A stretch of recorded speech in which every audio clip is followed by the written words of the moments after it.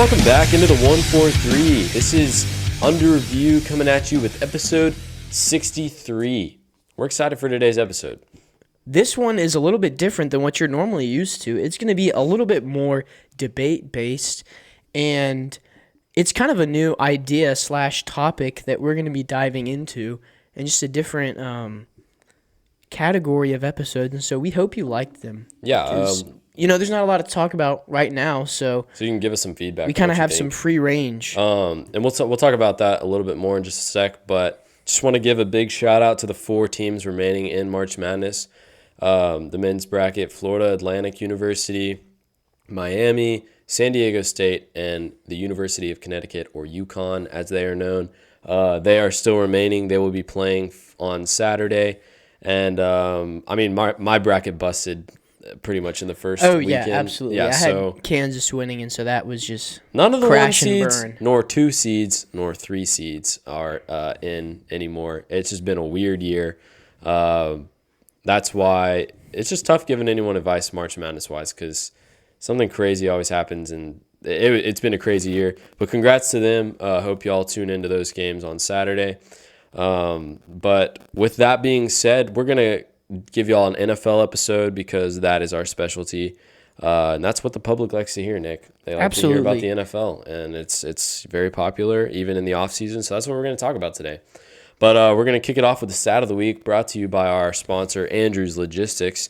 It's about a baseball player today, actually, because we are getting closer to the opening day. So I just thought I'd give you a little baseball thing, because why not? We just talked about basketball, throw some baseball in before we talk about the NFL. This one's an interesting stat. Ken Griffey Jr., legendary baseball player, one of the greatest hitters of all time, will be the 4th highest paid player for the Cincinnati Reds this season. He is making $3.59 million thanks to the deferred payment agreement of his contract extension with the Reds in 2000. And he hasn't played Major League Baseball in over 20 quite years. a while. Over 20 years. So that is impressive and pretty sad if you're a Reds fan. Yeah, it's not great if you're a Reds fan. It's kind of like there's many players today that are getting these deferred payments that have been retired for a while. It seems like that's the move, So if you are a professional baseball player listening to this right now, I would say your next contract extension that comes up, get the deferred payment. Just try and do the deferred one. Yeah, absolutely. That's a good, solid long-term investment. What did he do this year for baseball? For the MLB, nothing. He didn't play. I'd love to get $3 million for not playing in the MLB. Absolutely. But that's what he's doing. That's not an option available to everyone. It's not. Just for the ones that are smart and sign those contracts. So go do that. But that's your stat of the week. And your player of the week. We took a little break, but now we're back on it. Ladies and gentlemen, your Cup Series winner this weekend at Circuit of the Americas, which was, by the way, in Austin, Texas this weekend. We did not make it out there on Sunday. We did not. Unfortunately. We were pretty busy, but it was here nonetheless. Tyler Reddick, who won his first Cup Series race this year, moving him to the top 10 in points. He led 41 of the 68 laps. He got into first around the beginning of the race, kind of at the end of stage 1, and sat there comfortably for the rest of the time. Had his way and came out with the win. Got himself a checkered flag, so congratulations. I was surprised, the first couple weeks that Nick did NASCAR drivers as the player of the week, but, now it's pretty routine. And for all you basketball fans out there, Tyler Reddick is a part of 23XI Racing, which is owned by Michael Jordan. 23. So 23. He won for Michael Jordan. It's good that Michael Jordan's finally getting a win in something, because the Charlotte Hornets are terrible, the team that he owns in the NBA. So I'm glad at least one of the teams he owns is doing really well right now. But yeah, congrats to Tyler. And that's our player of the week. I don't really know who Tyler is, but Nick's our NASCAR guy. I'm our NBA guy. We just have different things that we are assigned to pay attention to, but we both have equal shares in the NFL as well as which is why we are talking to you about the NFL today. So Joseph, how about you start us off? So basically what we're going to do is one of us is going to say a statement, the other can disagree or agree with it, and we'll talk about that statement for a while. This little kind of episode we're doing today, we are calling Prove Me Wrong. And this will be something you'll see over and over again in the postseason, or not the postseason, the offseason, because there's not always as much to talk about. And these Prove Me Wrong episodes are going to be pretty fun with me and Nick. As you've seen in the last offseasons, we've disagreed a couple times. We've agreed on stuff. It's just going to be fun. Like Nick said before, debate-based. So Absolutely. I'm going to say a statement. I'm going to say Prove Me Wrong. Today is the NFL wide receiver edition. So we'll be focusing on NFL wide receivers today. Nick, I'll start us off with a doozy. I'm just going to go big or go home on the first one. Prove me wrong. Davante Adams is the best wide receiver in the NFL right now. I mean, that Agree, is disagree? it's a tough one. See, I'm not sure where I sit on the fence. I don't know. I'm a Justin Jefferson guy, so I think I'm going to have to disagree with that statement. I mean, Justin Jefferson is He's really good. He's just been so good for so long as soon as he stepped foot into the league, and he was on pace to have a record-breaking season. This past season, obviously led the league in yards and overall receptions, but I will say Davante got him in touchdowns, and they both had, I would say, They both had really good season. equal level quarterbacks. You know, you have Derek Carr versus Kirk Cousins, who are both serviceable guys. But I'm going to have to disagree with this statement. And I think Justin Jefferson is the best in the league. And I think he has been since he's started off, since he got drafted. I will say Justin Jefferson is just a sight to behold. He is really amazing. I would say him and Davante were in a little bit similar quarterback situations. They're both playing with average level quarterbacks, not great quarterbacks. But I think Davante is the best because I think Davante showed this season he was just showing out on just, let's face it, a not good team. Okay, they had no line. The quarterback was average. No other receivers, and Darren Waller was hurt most of the year. So that's why I'm saying Davante, I mean, he carried that team. Like, Jettas at least had TJ Hawkinson, Adam Thielen. Like, they couldn't only be focused on Jettas.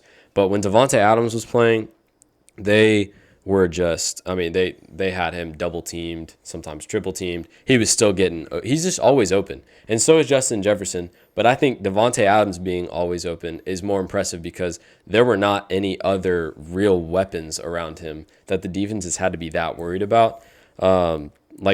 Name another receiver who was not hurt most of the year on the Raiders team. I mean, I can't. I can't either. That's what I'm saying. So that's, in my opinion, I think he is. Would you say like 2 years and 3 years ago, he was the best receiver in the league. 100%. So I think he's still the best receiver in the league. But I think Jettas is closing that gap, and obviously in 1 or 2 years will definitely surpass him just because Davante is older. But I think right now Davante Adams is definitely still the best wide receiver in the league. And I'll just give you his numbers from last season before we get to the next statement. He had 100 receptions for 1,500 yards and 14 touchdowns. And I mean, we play fantasy football. There was not normally a game where he did not have a touchdown, and that's pretty impressive as a wide receiver. I think he carried the Raiders about as far as as a wide receiver can. They can't carry a team as far as a quarterback can. He was definitely the most impressive to me last season. I think he's still number one in the league. But that was my statement. I mean, obviously we disagreed there, but for me, it's just that Davante really did not change the course of the Raiders. You know, they were horrible before they had him, and they were horrible with him. Yep. And then obviously they have a new quarterback this upcoming season, so maybe we'll get to see something different. And I'm not trying to dog Davante.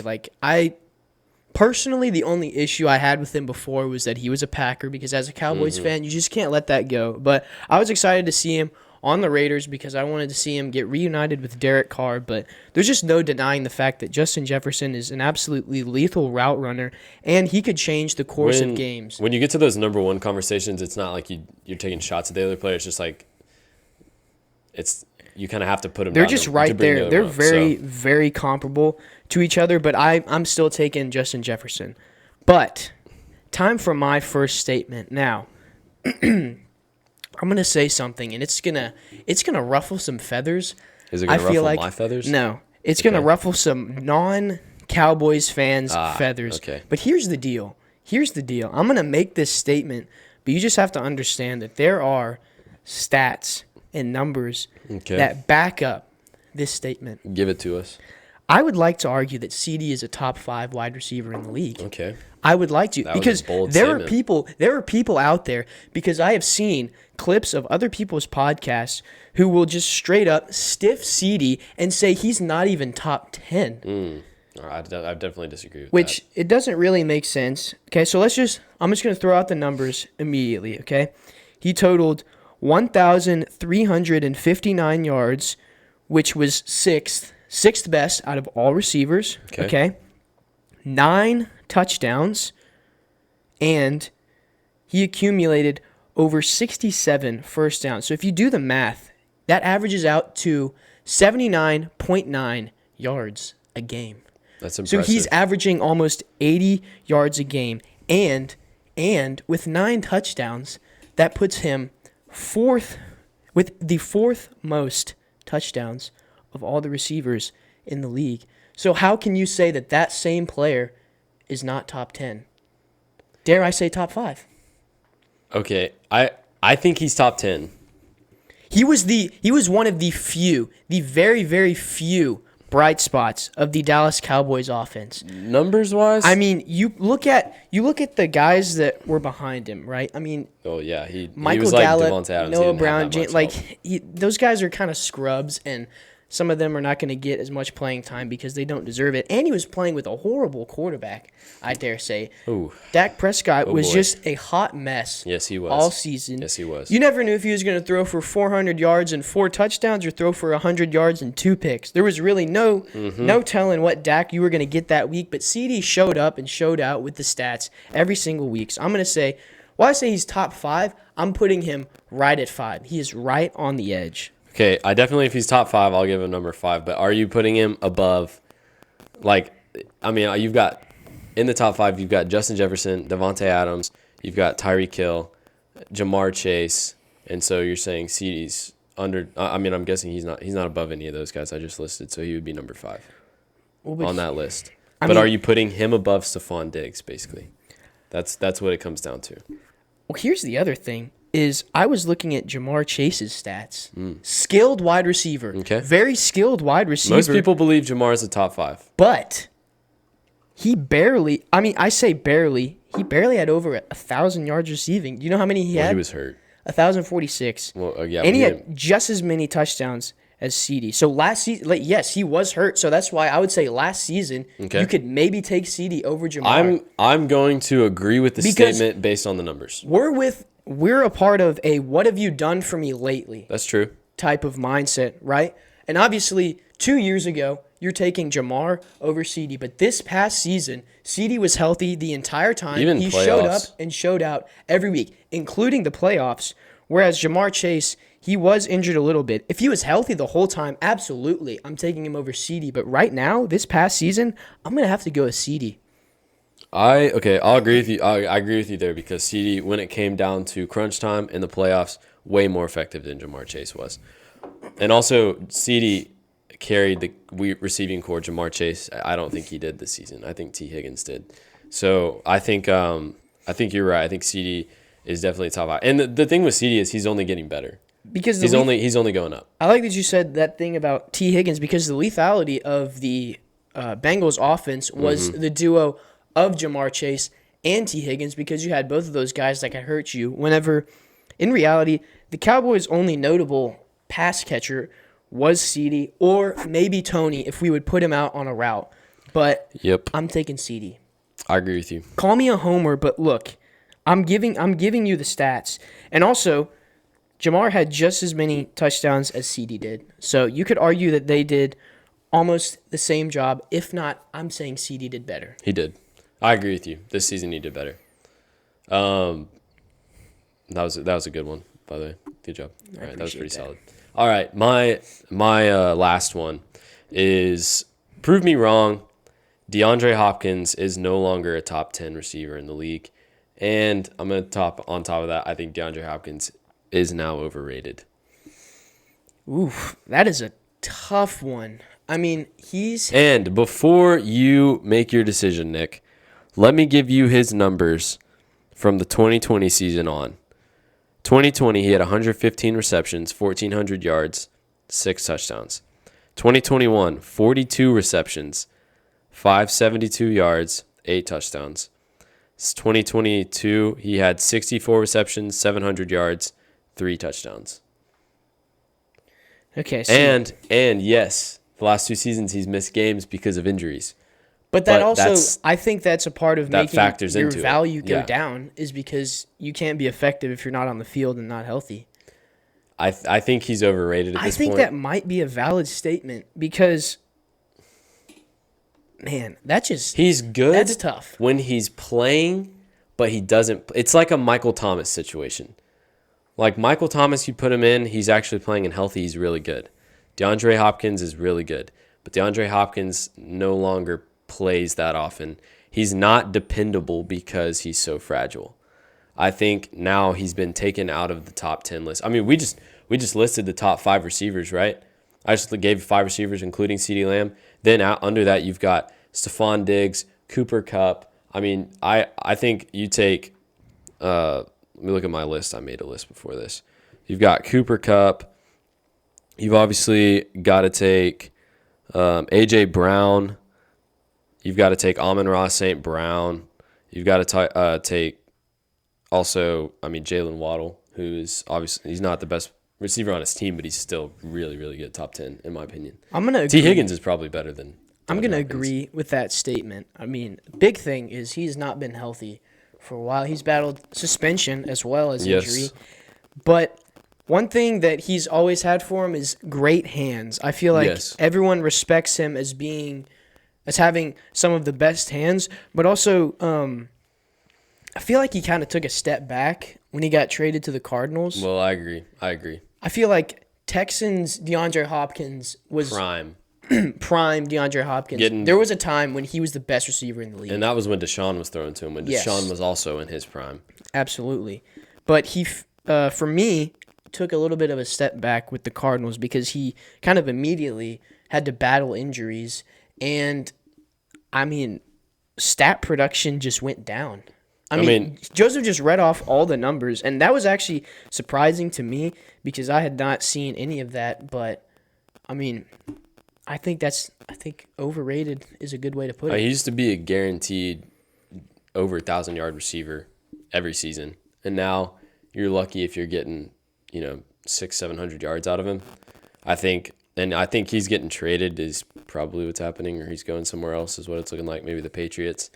But I mean, the Cardinals, they're in a kind of a icky situation, right? Obviously, with head coach and with quarterback because Kyler Murray, he's battled injuries as well. And he didn't play that many games last season. And like Joseph just said here with DeAndre Hopkins, so I really have no idea what we're supposed to expect from the Cardinals this upcoming season. I mean, I don't think he's going to stay on the Cardinals. they were pretty either. lethal and deadly. What was that? 2 years ago, made the playoffs, but then they got smoked by the Rams. And then last season, there was really nothing to speak of because their backups. He's a wide their backup receiver that QBs got hurt. he gets a lot of attention now, but I don't think it's deserved anymore. I think all the attention is what he did in the past. Yes. And we're just kind of getting distracted from that. Yes. But that was my statement, my last one. I'm going to absolutely agree. Okay, and here we go. This is a statement that I feel like should be an easy agree. Okay. But I'm just going to put it out there just to make sure everyone's on the same page. Tyreek Hill is a top 3 wide receiver in the league. Top 3? Okay, well, you definitely have to put Jettas and, as we've already talked about, and Devontae. Those are 2 of the top 3. The third spot would either go to A.J. Brown or Tyreek Hill. I would definitely give it to Tyreek Hill, though. I mean, Tyreek He carried the. I mean, if there's a wide receiver that carried his team, Tyreek Hill carried the Dolphins. The thing for me is, okay, so let's just go over his stats so we're on the same page. He had 119 catches, 1,710 yards, which is second, only 7 touchdowns, and 64% of his catches were for first down. So he was an extremely, extremely huge part of the Dolphins' offense. And the thing for me is seeing that 17-10 for yards is the quarterback position was just For so the Dolphins. up and down for them. I mean, they had Tua for a little bit, then they had Teddy Bridgewater for like half a game. Then it was Skylar Thompson, and then Tua came back, but then he got hurt again, and then Teddy came back and got hurt again, and then they were going with Skylar Thompson. So he's putting up high production with very not great. So the thing that solidified it for me is that he was constantly producing every week. It was kind of like I don't care who's out there, I'm going to go out there and put on, and he absolutely did. And the Dolphins, honestly, they could have been a little bit better than they almost beat the Bills than I gave them credit for. And then I think honestly a lot of people gave them credit for, except for Joseph. If they could have just had a healthy constant at quarterback, but they just kind of got derailed. They would have proved me right if Tua hadn't gotten hurt. I feel like they would have beaten the Dolphins, or not the Dolphins. I'm sorry, the Dolphins would have beaten the Bills if Tua hadn't gotten hurt, which was a big thing last offseason between me and Nick, and they really let me down. I mean, shoulda, coulda, woulda in imaginary land, but it didn't happen, and that's just the end of it. I might just take them again, just because you're talking like that. We're gonna have a too early predictions episode coming at some point again, and I might be off the Bills train for like ever. Yeah, that's true. The Bills are not looking too great right now. I mean, I wish I could say I was confident, but Jets, I'm really though. not. I mean, who knows? Who knows with the Jets? We're getting off topic though, so. Tune into our too early predictions episode whenever that comes out to hear all our thoughts on all those teams. But I agree with you there. I think Tyreek is the number 3 receiver in the league right now, so he definitely is top 3. And I don't think that he deserves any criticism for about Tyreek was that there was kind of a target put on his back this season because the big thing was that can Tyreek Hill be productive without Patrick Mahomes? Because a lot of people were accrediting his success to being in the same offense as Patrick Mahomes. And I honestly, I think he did better without Patrick Mahomes. Stats-wise, he definitely did. I think both teams, obviously the Chiefs won the Super Bowl, but I think both people, Patrick Mahomes and Tyreek, benefited from being on different teams. Because now Tyreek's getting that respect he felt like he didn't have in Kansas City. And obviously the Chiefs are still fine. They won the Super Bowl. So I think nobody's really mad about what happened, and no, absolutely not. Tyreek proved that he is indeed just amazing at wide receiver. It's not about the quarterback for him. I mean, he had a third string thrown to him in the playoff game, put up well over 100 yards. So I think he definitely proved your statement to be correct, and there's nothing to be proven wrong there. So that though, those were just, this is our first episode of Prove Me Wrong. I think it was good. I mean, feel free to give feedback, and also if you want to see certain Prove Me Wrong topics or lists or whatever it may be, just let us know. We would love. We're gonna keep doing these, so we'd love to hear some feedback. Absolutely, yes. So here's what we like to end our shows on Under Review. I've brought to you a quote by the GOAT of wide receivers, Jerry Rice. Today I will do what others won't, so tomorrow I can accomplish what others can't. That's what y'all got. That's applicable in every aspect of life, and I want you to just remember that for the rest of this week. And remember where you heard it. Here. Right here on this podcast. Thank y'all for tuning in this week. We'll see you next week on another episode of Under Review.